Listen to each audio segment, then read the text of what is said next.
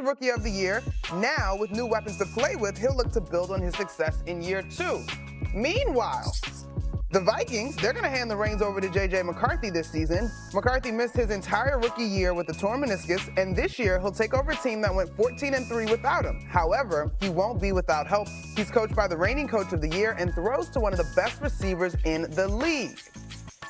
All right, so then, Mike T, who's in a better position between Daniels and McCarthy? It is Daniels and Monica. Hopefully RC and Harry are taking copious notes. Write this down.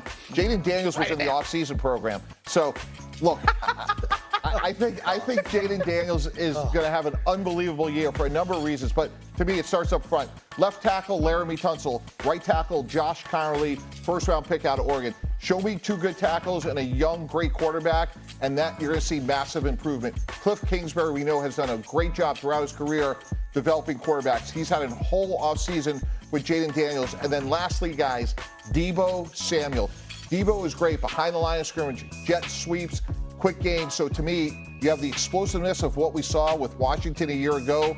You have an offseason with 2 improved tackles, and now you have the quick game with Deebo Samuel, who's made a living with run after catch. So taking nothing away from J.J. McCarthy and what I think he'll be able to do in Minnesota, which I'm encouraged by, but I think we're looking at a superstar in Jayden Daniels with more experience, more protection, and better weapons. And most importantly, fellas, an off-season program. Talk to me. Nice, Mike T. I like the sound of that. What you got, Harry? I love that nice soliloquy that Mike Tannenbaum gave us all. But what we do know about the National Football League, that it is a team game, right? And it takes everyone to be able to accomplish a goal in winning what? A championship, right? How quickly you forget that in the 6 losses that the Commanders had last season, that they allowed, including the playoffs, 162 rush yards per game and gave up 7 touchdowns in an NFC championship game. How quickly you forgot. So when I look at the Minnesota Vikings and I say, wow, this was the team that was number 1 in takeaways.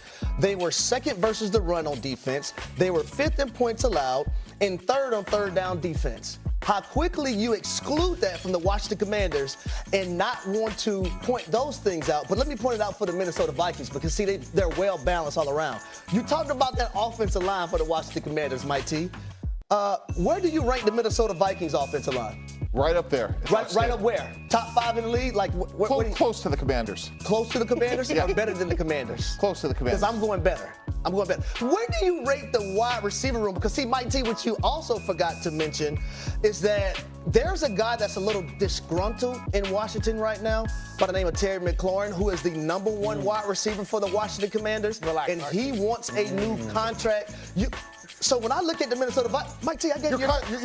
Mike T, you're contradicting yourself. No. 5 minutes ago, the offseason program wasn't important, and now it is. I'm not done yet, because he's potentially going to hold out and not be there for his top quarterback. So we don't have to worry about that when it comes to Justin Jefferson, who I still believe is the best receiver in football, not T.J. Hockenson or Jordan Addison. Or did you talk about the running back in Aaron Jones that the Minnesota Viking has? So how quickly you forget about all these things when factoring in who is in the best position to win this season. So that's why I'm choosing J.J. McCarthy. I know and I understand he hasn't taken a snap yet. But in my opinion, all J.J. McCarthy has to do is not mess it up for the Minnesota Vikings. That's why I'm rocking with him in this discussion. On that argument. RC, what you got? It's solid. Of course I'm rooting for my Commanders. Duh, Harry, don't take that personal. Go, RC. I know Monica is hosting the show, so I'm going to ask Harry a couple of questions if that's okay. Okay. Harry, all of the stats you just gave us were from what year? 2024. 2024. Correct. All of the players you mentioned on Minnesota's team, were they also on the team in 2024? Yes. Yes. I know where you're going, RC. To the best of your recollection, were the Washington Commanders? Yes, they were in the NFC Championship game. I know where you're going, RC. Yes, they was in the NFC Championship game. I know where you're going. Well done. Well done.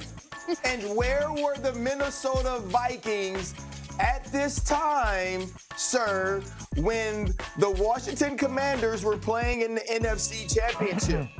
Stay out of grown folks' business, RC. Leave me alone. Oh, with their feet up, baby. Just checking. Leave me alone, RC. Hey, exactly. And so I get it. I get it, Harry. You were talking about soliloquies because you were, you were placed in your space of Stephen A. Smith. But it doesn't matter because what we're asking is a question that can be answered in a very simple way. Even though we talk about how are these quarterbacks set up, right? That's important. We always say where a quarterback lands is as possible as or is as important as where he's picked, right? Or when he's picked in the draft. Guess what? You know what else is important?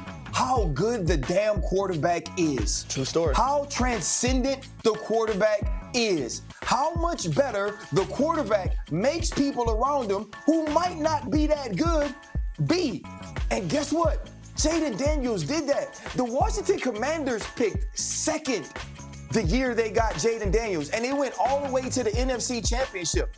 And some things had to fall in their favor. You know what else fell in their favor? The damn quarterback was really good. And the quarterback has had an opportunity to grow, to learn, to be in important moments, and to see that above all else, no matter what quarterback is standing on the other side, if it's Jared Goff, guess what? I can beat him in Detroit in the playoffs. If it's Baker Mayfield, guess what? I can beat him in the playoffs. If it's Jalen Hurts, I can go out there and do my part. The other guys just got to do theirs too. And so, do I think that J.J. McCarthy is set up for success?